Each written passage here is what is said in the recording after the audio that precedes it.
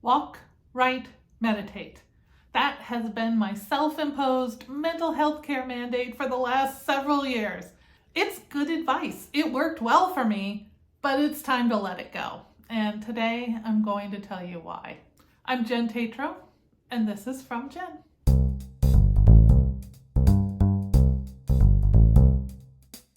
Sometimes it feels like it never ends.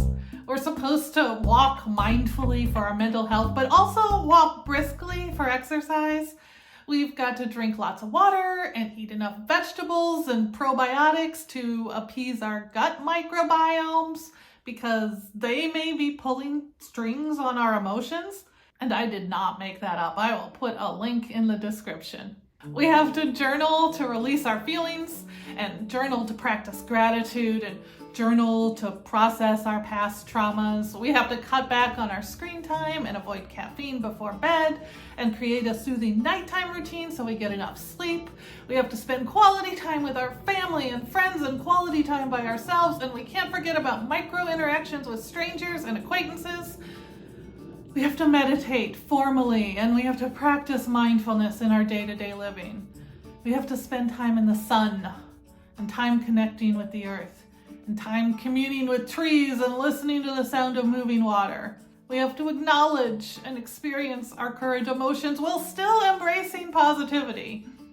We have to do what fulfills us and adds meaning to our lives. And we also have to do the laundry.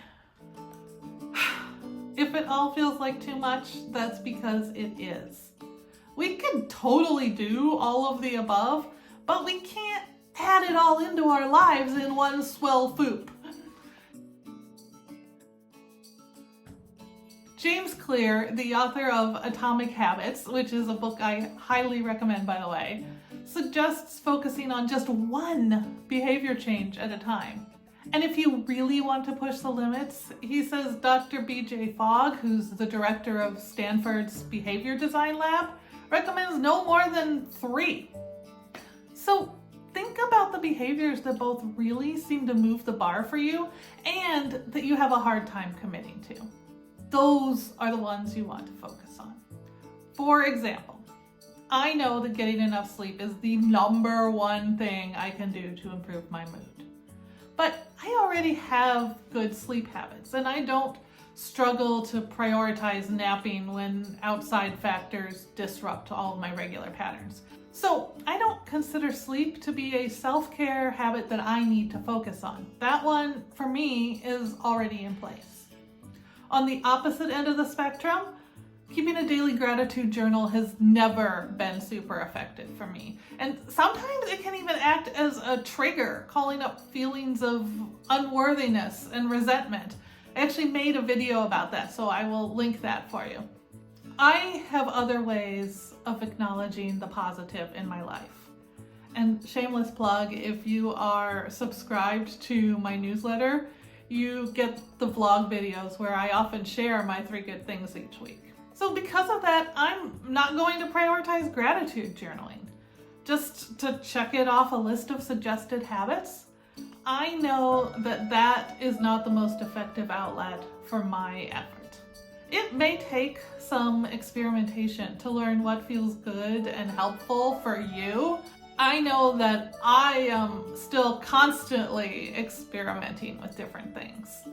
But just because the research says that something works for many or even most people, it doesn't mean it's going to be right for you and your life right now.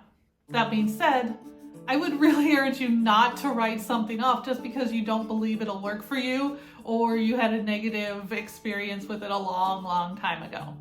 Our lives change, our needs change, we change. So play around with anything that sounds even a bit intriguing. Give it a shot. If it doesn't move the needle for you, then release it, for the time being, at least. And when you find something that seems to really work, commit to making that a priority.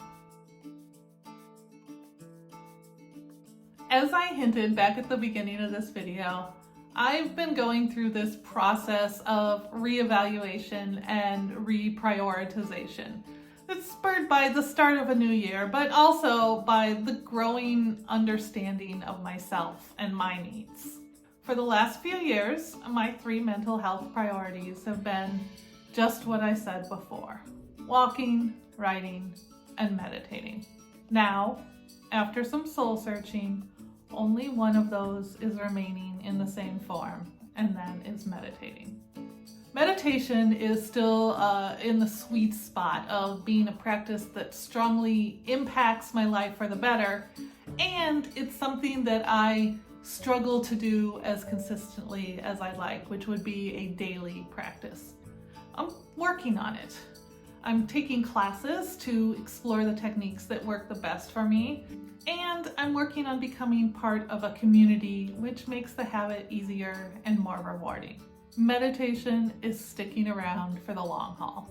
I feel really comfortable with the direction I'm taking my meditation and the need to still keep it as a priority for working on and my current life. Walking, on the other hand, I'm replacing with the term movement. In part, that's just because I like alliteration, but I also want to invite more functional and joyful movement into my life. So yeah, walking, but also dancing and stretching and climbing and swimming and playing. It all counts, and it all releases endorphins and puts me in touch with my body in ways that are vital to my mental health. And then there's the writing. Since coming back to regular writing, I've managed to not only return to journaling in a way that works for me, but also to build this YouTube channel up from 0 subscribers and commit to a Substack newsletter that's feeling more and more like a community. That has changed my life so much now that I know writing will happen even in the toughest of times. This is a best case scenario, a habit I prioritize building that has truly become a habit. I don't need the reminder anymore. So in the spirit of continued alliteration, I'm making my 3rd focus this year me time. Too often recently, I've found myself going out and running household errands or spending a few hours working and calling that me time. It's not. Well, it's true that I'm spending that time alone. It isn't the kind of rejuvenation that I need. I need a long wander through a museum or a few hours at a cafe with fancy coffee and a croissant, chocolate croissant. I need to listen to flowing water while I doodle at the Botanic Gardens or eat lunch on a blanket at the beach. Those are things that are easily within my reach, but that I don't prioritize because it feels selfish or even decadent. You've probably heard the saying, self-care isn't selfish. I believe this, but I've never really embodied it. It's one thing to understand how a phrase like that can be true, but it's another thing entirely to truly comprehend the ways in which our acts of self-care radiate compassion back out into the world. Because they do. Compassion isn't a limited resource, but our capacity to channel it is. And the only way that I have found to widen those channels is to care for myself.